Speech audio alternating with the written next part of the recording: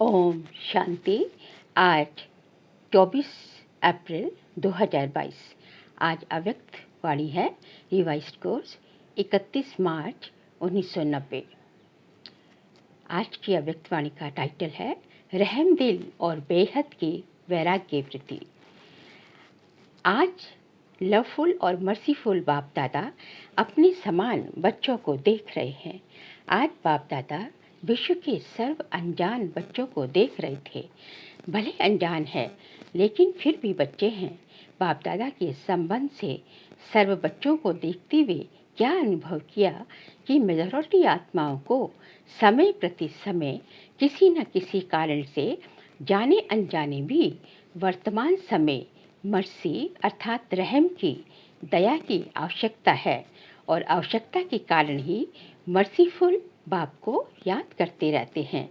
तो चारों ओर की आवश्यकता प्रमाण इस समय रहम दृष्टि की पुकार है, क्योंकि एक तो भिन्न भिन्न समस्याओं के कारण अपने मन और बुद्धि का संतुलन न होने के कारण मर्सीफुल बाप का व अपनी अपनी मान्यता वालों को मर्सी के लिए बहुत दुख से परेशानी से पुकारते रहते हैं।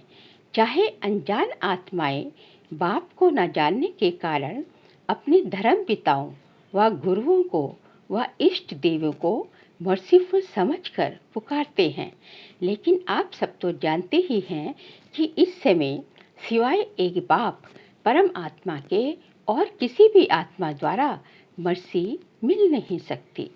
भल बाप उन्हों की इच्छा पूर्ण करने के कारण, भावना का फल देने के कारण किसी भी इष्ट को वह महान आत्माओं को निमित्त बना देता है, लेकिन दाता एक है।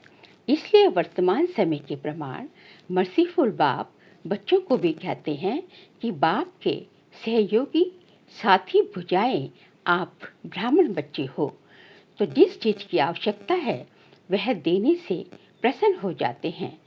तो मास्टर मर्सीफुल बने होना आपके ही भाई बहने हैं, चाहे सगे हैं व लगे हैं, लेकिन है तो परिवार के। अपने परिवार की अनजान परेशान आत्माओं के ऊपर रहम दिल बनो। दिल से रहम आए।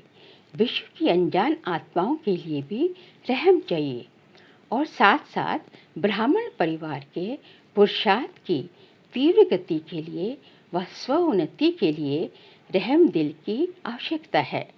स्व-उन्नति के लिए स्व पर जब रहम दिल बनते हैं तो रहम दिल आत्मा को सदा बेहद की वैराग्य वृत्ति स्वतः ही आती है। स्व के प्रति भी रहम हो कि मैं कितनी ऊंच से ऊंच भगवान की वही आत्मा हूँ और वही भगवान समान बनने के लक्ष्यधारी हूँ। उस प्रमाण ओरिजिनल श्रेष्ठ स्वभाव व संस्कार में अगर कोई कमी है तो अपने ऊपर दिल का रहम कमियों से वैराग्य दिला देगा। बाप दादा आज यही रूरिहान कर रहे थे कि सभी बच्चे नॉलेज में तो बहुत होशियार हैं, पॉइंट स्वरूप तो बन गए हैं, लेकिन हर कमजोरी को जानने की पॉइंट्स है, जानते भी हैं कि ये होना चाहिए, करना नहीं चाहिए, ये जानते हुए भी पॉइंट स्वरूप बनना और जो कुछ व्यर्थ देखा सुना और अपने से हुआ उसको फुल स्टॉप की पॉइंट लगाना नहीं आता है। पॉइंट्स तो हैं, लेकिन पॉइंट स्वरूप बनने के लिए विशेष क्या आवश्यकता है? अपने ऊपर रहम और औरों के ऊपर रहम करो। भक्ति मार्ग में भी सच्चे भक्त होंगे व आप भी सच्चे भक्त बने हो। आत्मा में रिकॉर्ड भरा हुआ है ना, तो सच्चे भक्त सदा रहम दिल होते हैं। इसलिए वे पाप कर्म से डरते हैं। बाप से नहीं डरते, भगवान से नहीं डरते, लेकिन पाप से डरते हैं। इसलिए कई पाप कर्म से बचे हुए रहते हैं। तो ज्ञान मार्ग में भी जो यथार्थ रहम दिल है उसमें 3 बातों से किनारा करने की शक्ति होती है। जिसमें रहम नहीं होता वह समझते हुए जानते हुए 3 बातों के परवश बन जाते हैं। वह तीनों बातें हैं अलबेलापन, ईर्ष्या और घृणा। कोई भी कमजोरी व कमी का कारण 90% ये तीनों बातें होती हैं। और जो रहमदिल होगा वह भगवान के साथ ही धर्मराज की सजा से किनारा करने की शुभ इच्छा रखते हैं। जैसे भक्त डर के मारे अलबेले नहीं होते, ऐसे ब्राह्मण आत्माएं भगवान के प्यार के कारण धर्मराजपुरी से क्रॉस न करना पड़े, इस मीठे डर से अलबेले नहीं होते हैं। भगवान का डर उससे किनारा करा देता है, अपने दिल का रहम अलबेलापन समाप्त कर देता है। और जब अपने प्रति रहम भावना आती है तो जैसे वृत्ति जैसी स्मृति वैसे सर्व ब्राह्मण सृष्टि के प्रति स्वतः ही रहमदिल बनते हैं। ये है यथार्थ ज्ञान युक्त रहम। बिना ज्ञान के रहम कभी नुकसान भी करता है, लेकिन ज्ञान युक्त रहम कभी भी किसी आत्मा के प्रति ईर्ष्या व घृणा का भाव दिल में उत्पन्न नहीं करने देगा। ज्ञान युक्त रहम के साथ साथ स्वयं की रूहानियत का रुहाब भी अवश्य होता है। अकेला रहम नहीं होता, लेकिन रहम और रुहाब दोनों का बैलेंस रहता है। अगर ज्ञान युक्त रहम नहीं है, साधारण रहम है, तो किसी भी आत्मा के प्रति चाहे लगाव के रूप से चाहे किसी भी कमजोरी से उसके ऊपर प्रभावित हो सकते हैं। प्रभावित भी नहीं होना है, ना घृणा चाहिए ना प्रभावित चाहिए, क्योंकि आप तन मन बुद्धि सहित भगवान के ऊपर प्रभावित हो चुके हो। जब मन और बुद्धि एक के तरफ और ऊंचे से ऊंचे तरफ प्रभावित हो चुकी, तो फिर दूसरे के ऊपर प्रभावित कैसे हो सकते हैं? अगर दूसरे के ऊपर प्रभावित होते हैं तो उसको क्या कहेंगे? दी हुई वस्तु को फिर से स्वयं यूज करना, उसको कहा जाता है अमानत में ख्यालात। जब मन बुद्धि दे दिया तो फिर आपकी रही कहाँ जो प्रभावित होते हो? बाप के हवाले कर दिया है या आधी रखी है? आधी दी है, जिन्होंने फूल दी है वह हाथ उठाओ। बाबा हाथ उठवा रहे हैं। देखो, ब्राह्मण जीवन का फाउंडेशन महामंत्र क्या है? मन मना भव। तो मन बना भव नहीं हुए हो तो ज्ञान सहित रहम दिल आत्मा कभी किसी के ऊपर, चाहे गुणों के ऊपर, चाहे सेवा के ऊपर, चाहे किसी भी प्रकार के सहयोग प्राप्त होने के कारण आत्मा पर प्रभावित नहीं हो सकती, क्योंकि बेहद की वैरागी होने के कारण बाप के स्नेह सहयोग साथ इनके सिवाय और कुछ उसको दिखाई ही नहीं देगा, बुद्धि में आएगा ही नहीं। तुम्ही से उठूं, तुम्ही से सोऊं, तुम्ही से खाऊं, तुम्ही से सेवा करूं, तुम्ही साथ कर्म योगी बनूं, यही स्मृति सदा उस आत्मा को रहती है। भल कोई श्रेष्ठ आत्मा द्वारा सहयोग मिलता भी है, लेकिन उसका भी दाता कौन है? तो एक भगवान की तरफ ही बुद्धि जाएगी ना। सहयोग लो, लेकिन दाता कौन है ये भूलना नहीं चाहिए। श्रीमत एक भगवान की है। कोई निमित्त आत्मा आपको भगवान की श्रीमत की स्मृति दिलाती है तो उनकी श्रीमत नहीं कहेंगे, लेकिन भगवान की श्रीमत को फॉलो कर औरों को भी फॉलो कराने के लिए स्मृति दिलाती है। निमित्त आत्माएं, श्रेष्ठ आत्माएं कभी ये नहीं कहेंगी कि मेरी मत पर चलो, मेरी मत ही श्रीमत है, ये नहीं कहेंगे। श्रीमत की फिर से स्मृति दिलाते, इसको कहते हैं यथार्थ सहयोग लेना और सहयोग देना।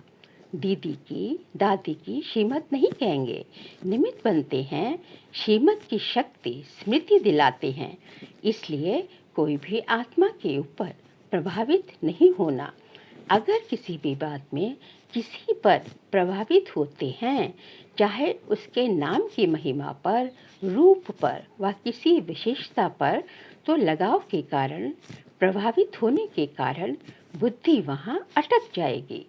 अगर बुद्धि अटक गई तो उड़ती कला हो नहीं सकती।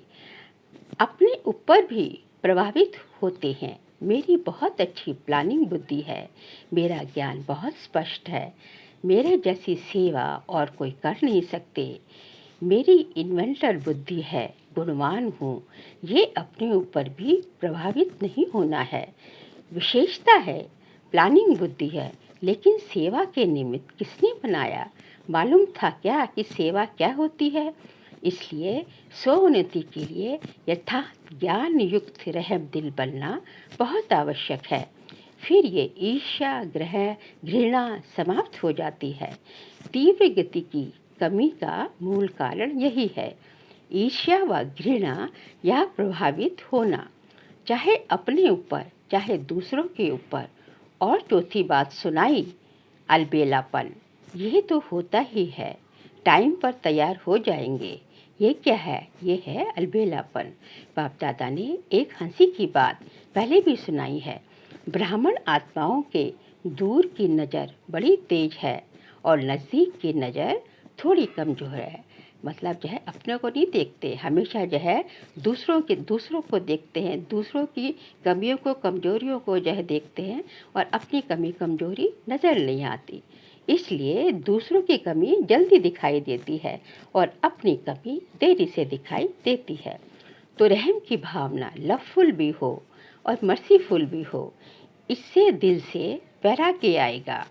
जिस समय सुनते हैं वह भट्टी होती है, रूह रिहान होती है, उस समय तो सब समझते हैं कि ऐसे ही करना है। वह अल्पकाल का वैराग्य आता है, दिल का नहीं होता। तो बाप को अच्छा नहीं लगता, उससे दिल से वैराग्य आना चाहिए। अपने आप को भी अच्छा नहीं लगता, लेकिन बेहद की वैराग्य वृत्ति का हल चलाओ, रहम दिल बनो। कई बच्चे बहुत अच्छी अच्छी बातें सुनाते हैं, कहते हैं जब कोई झूठ बोलता है तब बहुत गुस्सा आता है। झूठ पर गुस्सा आता है या कोई गलती करता है तो गुस्सा आता है, वैसे नहीं आता। उसने झूठ बोला ये तो ठीक है, उसको रॉन्ग समझते हो, और जो आप गुस्सा करते हो वह फिर राइट है क्या या रॉन्ग? रॉन्ग को कैसे समझा सकते हो? उसका असर कैसे हो सकता है? उस समय अपनी गलती को नहीं देखते, लेकिन दूसरे की झूठ की छोटी बात को भी बड़ा कर देते हैं। ऐसे समय पर रहम दिल बनो। अपनी प्राप्त हुई बाप की शक्तियों द्वारा रहम दिल बनो। सहयोग दो। लक्ष्य अच्छा रखते हैं कि उनको झूठ से बचा रहे हैं, लक्ष्य अच्छा है, उसके लिए मुबारक हो। लेकिन रिजल्ट क्या निकली? वह भी फेल तो आप भी फेल। तो फेल वाले को क्या पास कराएगा? कई फिर समझते हैं हमारी जिम्मेवारी है दूसरों को सुधारना, उसको अच्छा बनाना, उसको आगे बढ़ाना। लेकिन जिम्मेवारी निभाने वाला पहले अपनी जिम्मेवारी उस समय निभा रहे हो या दूसरे की निभाते हो? कई निमित्त टीचर बनते हैं तो समझते हैं छोटों के लिए हम जिम्मेवार हैं, इनको शिक्षा देनी है, सिखाना है। लेकिन सदैव ये सोचो कि यथार्थ नॉलेज सोर्स ऑफ इनकम होगी। अगर आपके शिक्षक की जिम्मेवारी से शिक्षा दी अगर आपने शिक्षक की जिम्मेवारी से शिक्षा दी, तो पहले ये देखो कि उस शिक्षा से दूसरे की कमाई जमा हुई, सोर्स ऑफ इनकम हुआ या सोर्स ऑफ गिरावट हुई। इसलिए बाप दादा सदा कहते हैं कि कोई भी कर्म करते हो तो त्रिकालदर्शी स्थिति में स्थित होकर कर्म करो। सिर्फ वर्तमान नहीं देखो कि इसने क्या किया, इसलिए कहा, लेकिन उसका भविष्य परिणाम क्या होगा वह भी देखो। जो पास्ट आदि अनादि स्थिति ब्राह्मण आत्माओं की थी, अब भी है और आगे भी रहेगी, उसी प्रमाण है। तीनों काल चेक करो तो समझा बाप दादा क्या चाहते हैं। स्वोन्नति तो करेंगे, लेकिन परिवर्तन क्या लाएंगे? चाहे महारथी हो चाहे नहीं हो, बाप दादा की एक ही शुभ आशा है, जितना चाहते हैं उतना अभी हुआ नहीं, रिजल्ट तो सुनाएंगे ना। बाप दादा अल्पकाल का वैराग्य नहीं चाहते, निजी वैराग्य आए जो बाप को अच्छा नहीं लगता, वह नहीं करना है, नहीं सोचना है, नहीं बोलना है। इसको बाप दादा कहते हैं दिल का प्यार। अभी मिक्स है, कभी दिल का प्यार है तो कभी दिमाग का प्यार है। माला का हर एक मणका हर एक मणके के साथ समीप हो, स्नेही हो, प्रकृति के लिए सहयोगी हो। इसलिए माला रुकी हुई है, क्योंकि माला तैयार होना अर्थात युगल दाने के समान एक दो के भी समीप स्नेही बनना। पहले 108 की माला बने तब दूसरी बने। बाप दादा बहुत बार माला तैयार करने के लिए बैठते हैं, लेकिन अभी पूरी ही नहीं हुई है। मणका मणके के समीप तब आता है, अर्थात बाप उसको पिरोता तभी है जब उस मणके को 3 सर्टिफिकेट हो। अब वो 3 सर्टिफिकेट कौन से हैं? बाप पसंद, ब्राह्मण पसंद, ब्राह्मण परिवार पसंद और अपने यथार्थ पुरुषार्थ पसंद। बाप पसंद, ब्राह्मण परिवार पसंद और अपने यथार्थ पुरुषार्थ पसंद। तीनों बातें चेक करते हैं तो मणका हाथ में ही रह जाता है, माला में नहीं आता। तो इस वर्ष कौन सा स्लोगन याद रखेंगे? त्रिमूर्ति बाप और विशेष तीनों संबंध द्वारा 3 सर्टिफिकेट लेना है और औरों को भी दिलाने में सहयोगी बनना है। माला का समीप मणका बनना ही है। तो सुना, स्वोन्नति क्या करनी है? जैसे ब्रह्मा बाप का फाउंडेशन नंबर 1 परिवर्तन में क्या रहा? बेहद का वैराग्य। जो बाप ने कहा वह ब्रह्मा ने किया, इसलिए विन करके वन बन गए। अच्छा, बाप दादा ये रिजल्ट देखेंगे। हर एक अपने को देखे, दूसरे को नहीं देखना है। कई समझते हैं सीजन का आज लास्ट डे है, लेकिन बाप दादा कहते हैं लास्ट नहीं है, माला बनने का फर्स्ट सीजन का दिन है। सभी को चांस है। अभी माला के मणके पिरोए नहीं हैं, फिक्स नहीं हुए हैं। 3 सर्टिफिकेट लो और पिरो जाओ। जितना प्रत्यक्ष सबूत देने वाले प्रत्यक्ष चेहरे और चलन में देखेंगे, उतना फिर से नई रंगत देखेंगे। अगर आप भी वही के वही रहे तो रंगत भी वही की वही रही। इसलिए अपने में नवीनता लाओ, परिवार में भी तीव्र पुरुषार्थ की लहर लाओ। फिर आगे चलकर कितने वंडरफुल नज़ारे देखेंगे। जो अब तक हुआ वह बीता। अभी हर कर्म में नया उमंग, नया उत्साह। इन पंखों से उठते चलो। बाकी जिन्होंने भी जो सेवा में सहयोग दिया, अर्थात अपना भाग्य जमा किया, वह अच्छा किया। चाहे देश चाहे विदेश के चारों ओर के सेवाधारियों ने सेवा की। इसलिए सेवाधारियों को बाप दादा सदा यही कहते हैं कि सेवाधारी अर्थात गोल्डन चांस का भाग्य लेने वाले। अभी इस भाग्य को जहाँ भी जाओ वहाँ बढ़ाते रहना, कम नहीं होने देना। थोड़े समय का चांस सदा के लिए तीव्र पुरुषार्थ का गोल्डन चांस दिलाता रहेगा। सेवाधारी भी जो चले गए हैं या जो जा रहे हैं, सभी को बहुत बहुत मुबारक।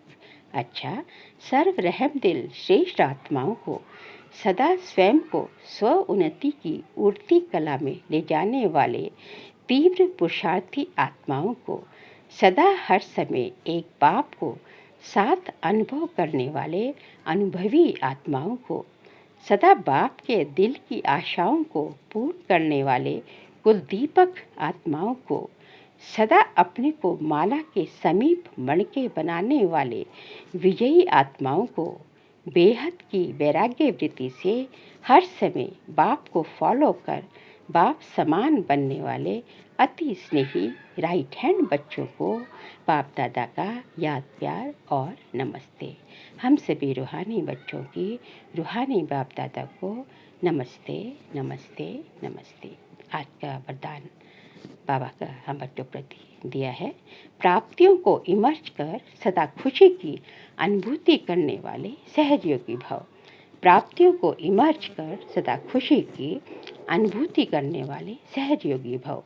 सहजयोग का आधार है स्नेह और स्नेह का आधार है संबंध। संबंध से याद करना सहज होता है। संबंध से ही सर्व प्राप्तियाँ होती हैं। जहाँ से प्राप्ति होती है, मन बुद्धि वहाँ सहज ही चली जाती है। इसलिए बाप ने जो शक्तियों का, ज्ञान का, गुणों का, सुख शांति का, आनंद का, प्रेम का खजाना दिया है। जो भी भिन्न भिन्न प्राप्तियाँ हुई हैं, उन प्राप्तियों को बुद्धि में इमर्ज करो तो खुशी की अनुभूति होगी और सहज योगी स्वतः ही बन जाएंगे। आज का स्लोगन है, जो सर्व प्रश्नों से पार रहता है वही प्रसन्नचित है। जो सर्व प्रश्नों से पार रहता है वही प्रसन्नचित है। क्योंकि जिसके पास कोई प्रश्न नहीं है, नो क्वेश्चन नो क्वेरीज, मतलब ऑलवेज जो है एक्सेप्टेंस, हर काल में हर स्थिति में वह सदा जो है खुश रहता है। वो जो है यही सोच के चलता है कि ड्रामा एक्यूरेट है, ड्रामा कल्याणकारी है। इसलिए कोई ड्रामा से कोई जो है क्यों क्या कैसे ये सब सवालों से दूर रहता है। तो इसलिए जब इन सब सवालों से दूर रहता है तो जो है उसमें वो जो है बहुत ही खुश रहता है। और जो है वो जो है कभी किसी से टकराता नहीं है, कभी किसी से संस्कारों का टकराव नहीं होता। तो उसके दिल में जो है वो जो है उसका जो प्रसाद के मार्ग है वो सहज होता जाता है। और प्रसाद का मार्ग जितना सहज होगा, रुकावटें कम, विघ्न निर्विघ्न बनता जाता है, तो रुकावटें कम आएंगे तो स्वतः ही जो निश्चय ही वो प्रसन्नचित्ती होता जाएगा। अच्छा, ओम शांति।